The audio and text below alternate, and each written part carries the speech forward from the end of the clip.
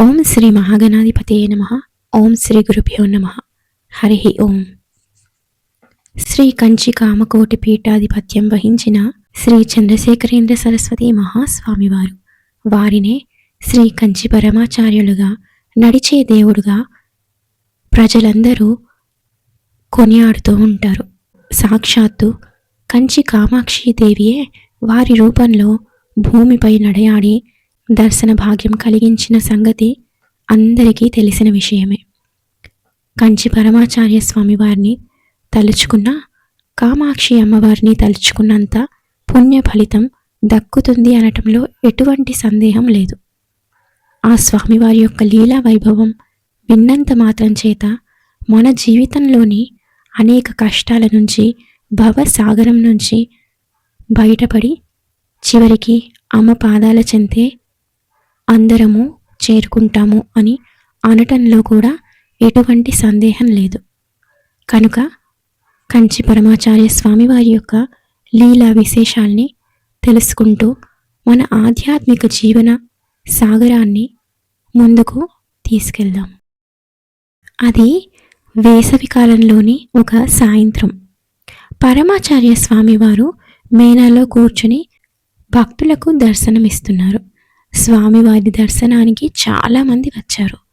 భక్తులు సమర్పించిన పళ్ళ బుట్టలు, ఎండు ద్రాక్ష, తేనె సీసాలు మొదలైనవన్నీ మేనా ముందు నేలపై ఉన్నాయి. హఠాత్తుగా కోతుల దండు ఒకటి దాడికి దిగింది. పళ్ళన్నీ తిని మొత్తం చిందరవందర చేసి తేనె సీసాలను తోసి కిష్కింద చేస్తున్నాయి. అవి మహాస్వామి వద్దకు వెళ్ళి వారికి హాని చేస్తాయి అని శిష్యులు భయపడ్డారు. కానీ మహాస్వామి వారి ముఖపద్మంలో రేఖామాత్రమైన విరక్తి లేదు. వాటిని ఏమీ చేయవద్దని చేతి సైగల ద్వారా ఆజ్ఞాపించారు. స్వామివారిని కాపాడుకోవాలని చేతులలో కర్రలు పట్టుకుని వస్తున్న వారల్లా ఆ కర్రల్లాగే స్థానువులై నిలబడిపోయారు. కొద్దిసేపటి తర్వాత ఆ కోతులన్నీ వచ్చిన పని ముగించుకుని రామకార్యార్థమై వెళ్ళిపోయాయి. అవి వెళ్ళగానే స్వామివారు భక్తులకి ఒక సంఘటనను చెప్పారు. తంజావూరు జిల్లాలో ఒక గ్రామంలోని ప్రజలు ఈ కోతుల బాధ భరించలేకపోయేవారు. అనుకోకుండా దొరికిన ఒక కోతిని ఒకతను కర్రతో కొట్టాడు. దానికి తగిలిన దెబ్బల వల్ల అది కొన్ని రోజులకి మరణించింది. తరువాత తనకి కలిగిన ఆడపిల్లకి మాటలు సరిగ్గా వచ్చేవి కాదు. ఆ పిల్లకి వివాహం చేయవలసిన వయస్సు వచ్చింది. అతను మహాస్వామి వారి వద్దకు వచ్చి అతను చేసిన పాపాన్ని చెప్పుకొని బాధపడ్డాడు. మట్టితో కోతి బొమ్మను తయారు చేసి మీ ఊరి గ్రామదేవత గుళ్ళో ఇవ్వు, మనస్ఫూర్తిగా ఒప్పుకున్న వాడికే నీ అమ్మాయిని ఇచ్చి పెళ్లి చేయి అని చెప్పారు. స్వామివారు చెప్పినట్లే జరిగింది.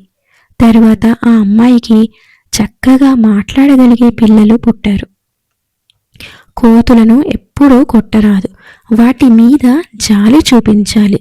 అవి రాముణ్ణి సేవించుకున్న కోతుల పరంపరలో నుండి వచ్చాయి. అవి మనకు ఇబ్బంది కలిగించినా ఆంజనేయుడు అని తలచి వాటిని వదిలిపెట్టాలి. ఈ కథనంతా విని భక్తులు కరిగిపోయారు. పరమాచార్య స్వామివారే బోధించినందుకు ఆనందపడ్డారు.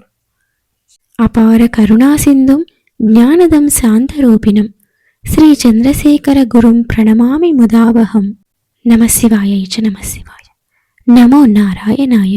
శ్రీమాత్రే నమః.